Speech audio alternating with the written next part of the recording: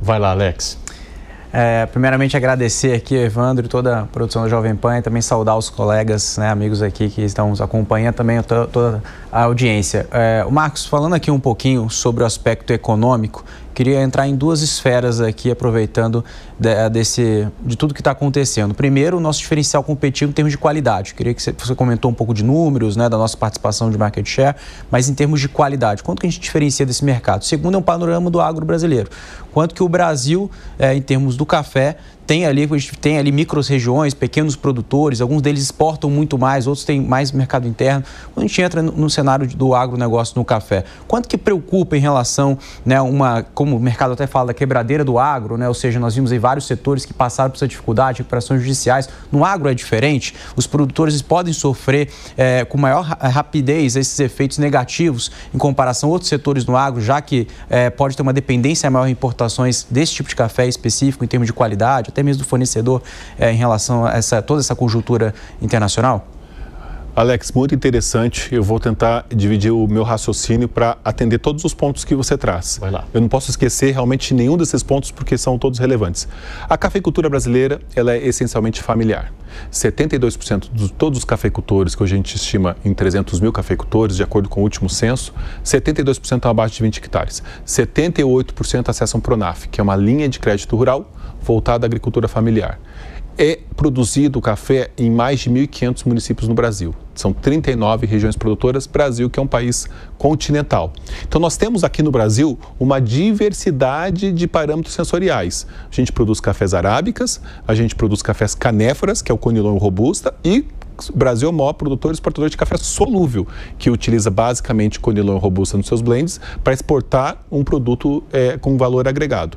Então, colocado isso, quando a gente olha os Estados Unidos, os números que eu já comentei, de 2 bilhões de dólares, 8,1 milhões de sacas totais exportadas, incluindo aí o café solúvel, que a gente transforma em sacas de cafés verdes equivalentes, isso fazendo um número arredondado, 80% de tudo são cafés arábicas, 10% canéforas, conilon robusta, outros 10% solúveis. Então, mais ou menos essa é a partição.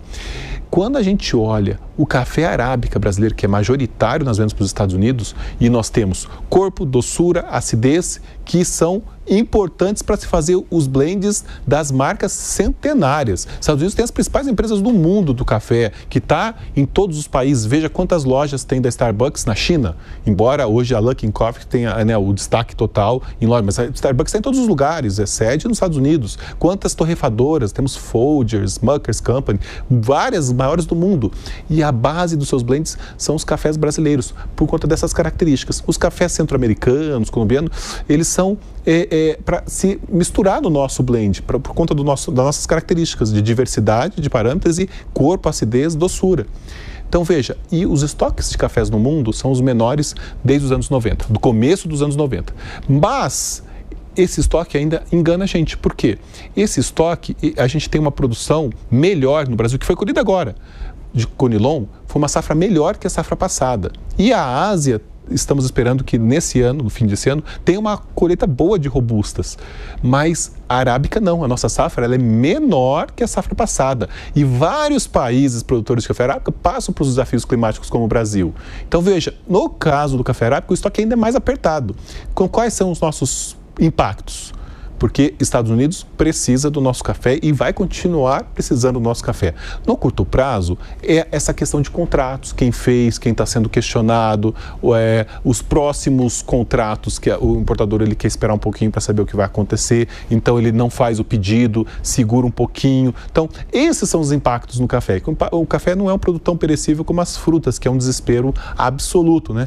Os nossos é isso, alguma renegociação, alguma discussão, o mercado era para estar acontecendo agora, começando porque a colheita veio, era para estar sendo mais aquecida agora e não está. Então, isso é o nosso impacto. Agora, no médio, e podemos dizer um longo prazo relativo, também se colocar muitos anos à frente é difícil falar, porque o Brasil, segundo os modelos meteorológicos, ele pode ter novamente uma safra alta de café em 2026. Isso não acontece desde 2020. Quando nós tivemos todas as condições, elas se alinharam, diferenciais competitivos, produção, sustentabilidade, qualidade. Em 2020 nós arrasamos. tivemos geada, seca, ondas de temperatura altíssimas, problemas todos que vocês imaginam nós tivemos. Parada dos portos por falta de capacidade de logística, tudo que a gente tem um relatório mensal que mostra isso, tudo aconteceu.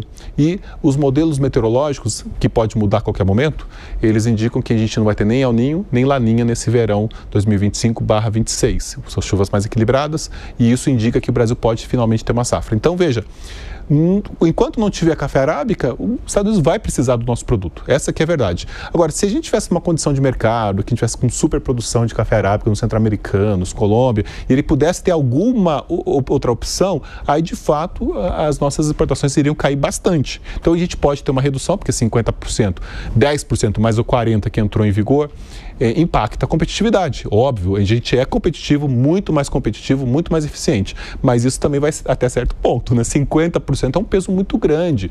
Hoje nós temos Colômbia com 10%. Outros países lá da Ásia varia. O Vietnã ficou com 20%, outro ficou com 19%, como a Indonésia. Então, veja, a gente tem situações das mais distintas nesse processo de negociação.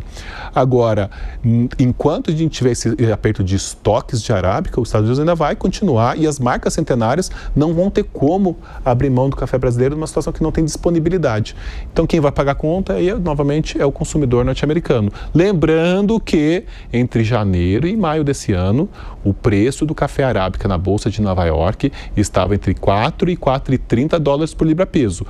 Ele voltou a ter uma nova puxada de alta agora. Foi para 3,20, mas ele estava oscilando entre 2,70 e 3, agora jogou para cima nesse pregão de hoje. Foi para 3,20. Então veja que a gente está ali trabalhando com preços historicamente altos e pressionados. Interessante, é nesse ponto que eu quero tocar contigo, Marcos, porque embora vocês cuidem das relações de exportação, muito se questiona sobre o preço do café no Brasil com todo esse movimento envolvendo o tarifaço. E houve uma discussão sobre a possibilidade de redução do preço, só que os índices externos e econômicos mostraram um movimento contrário. Por quê? E eu quero entender de você se há uma expectativa de redução do preço no país, com toda essa questão de exportação agora desafiadora. É interessante essa análise, Evandro, porque nós estamos falando de uma análise multivariáveis, né? Muitas variáveis, e a tarifa é mais uma que entra nessa análise. Quando a gente fala de preço de bolsa, é o preço que reflete as condições de demanda, né, o consumo global e as condições de produção. A demanda, a gente tem visto assim, em algumas situações cresce, como o mercado asiático, e isso é ótima notícia. Mercado europeu estabilizado, taxas de crescimento mais baixas. Mercado, por exemplo, mesmo a Ásia, que eu destaquei o crescimento, China, Índia, Indonésia, Japão decresce, porque reduziu, foi recorde a queda de população do Japão nas últimas décadas, né? Eles foram para 120 milhões de habitantes, sendo que eles já tinham tido 130 há umas décadas atrás. Então, e está reduzindo o número levemente, mas há uma redução de consumo de café. E Estados Unidos, que cresce lentamente, mas existe alguma taxa de crescimento. E a produção com muita dificuldade. Então, quando a gente olha isso, a gente tem que pensar que tem essa variável de oferta, demanda e estoque final. Se está pressionando o estoque final, o preço sobe. Essa é a estrutura do mercado. E tudo nos leva a crer, e a gente tem dificuldades de estatísticas de produção no Brasil, essa é uma verdade, né? O Brasil vem exportando números muito expressivos, mas não necessariamente os nossos números de safra conseguem refletir o que o Brasil consome e o que o Brasil exporta, mas há um sentimento de que a safra de café arábica 2025, ela é ainda pior do que se imaginava. Então, ela ia ser mais baixa, talvez pouco mais baixa que a de 24, mas leva a crer que o rendimento no beneficiamento, que é onde você vê o tamanho do grão, o peso do grão, aí nos parece que a gente pode ter uma safra ainda mais desafiadora. Então, veja, quando o café começa a entrar no mercado, os exportadores se recebem, começam a fazer o seu planejamento e o volume é menor, é mais uma pressão altista nessa estrutura de mercado. Ou seja, não há possibilidade nem previsão de que o preço comece a baixar? A possibilidade vai depender do mercado antecipando as condições meteorológicas. Primeiro, a safra asiática, que entra agora no final, no segundo semestre de 2026, mas a partir de outubro.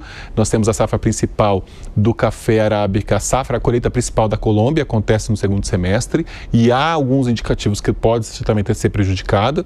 Temos ótimas perspectivas para a Vietnã, segundo o órgão norte-americano, o USDA, projetou 31 milhões de sacas para o Vietnã, sendo 30 de café robusta. Então, uma produção muito expressiva, e o mercado antecipar a safra 26, porque por mais que tenha tudo para ser definido ainda, a florada que acontece agosto, setembro no Conilon e no Arábica, outubro, novembro. Então, veja, tem muita coisa para acontecer, mas em algum momento o mercado vai antecipar a expectativa da safra 26. E aí, se for positivo, se os modelos meteorológicos indicarem realmente uma possibilidade de safra recorde, vai ser um fator baixista. Mas até lá, muita coisa pode acontecer e a pressão está sendo grande.